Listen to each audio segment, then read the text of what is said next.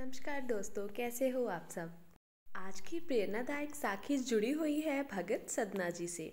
बहुत सारे लोग इन्हें जानते भी होंगे। अगर जो नहीं जानते हैं तो मैं आपको इनके बारे में पहले इंट्रोड्यूस करवाती हूँ।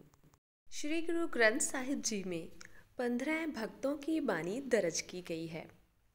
उन्हीं 15 भक्तों में से एक भगत हैं भक्त सदना जी।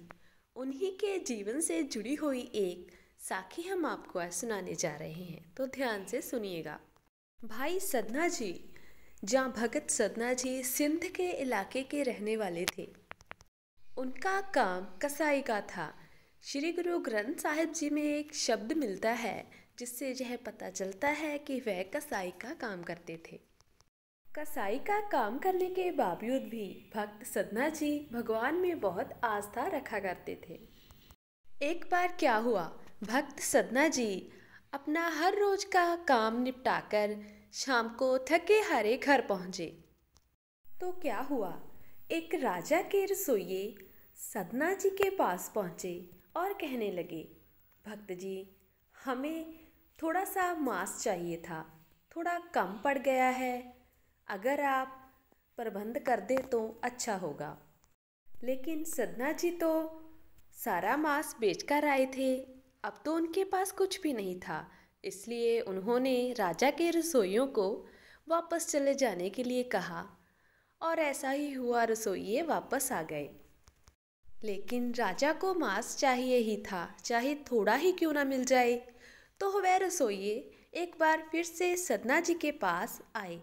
उन्होंने सदना जी से मांस की मांग की। रसोइयों ने कहा, अगर आप थोड़ा सा भी मांस हमें कहीं से भी प्रबंध करके दे देंगे तो बहुत मेहरबानी होगी।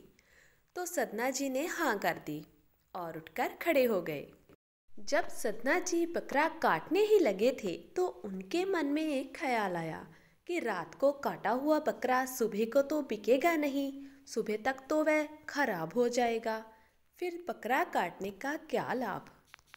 तब सदना जी को एक ख्याल आया कि क्यों ना मैं बकरे का गुप्तांग काट दूं, इससे बकरा बच भी जाएगा और इनको जो थोड़ा सा मांस चाहिए वह ज़रूरत भी पूरी हो जाएगी। अब यहीं पर एक अजीब घटना घटती है। जब सदना जी बकरे का गुप्तांग काटने के लिए पीछे बैठते हैं तो अचानक से बकरा हंसने लगता है और बोलना शुरू कर देता है।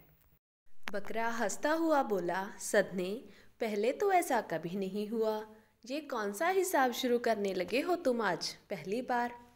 बकरे को इस तरह से हंसता और बोलता सुन सदना जी हैरान रह गए, सुन्न पड़ गए।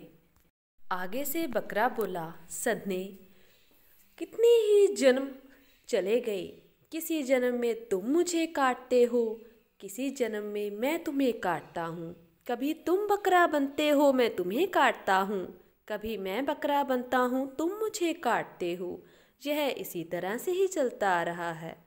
लेकिन आज तुम ये क्या कर रहे हो, अकेला गुप्तांग काट रहे हो।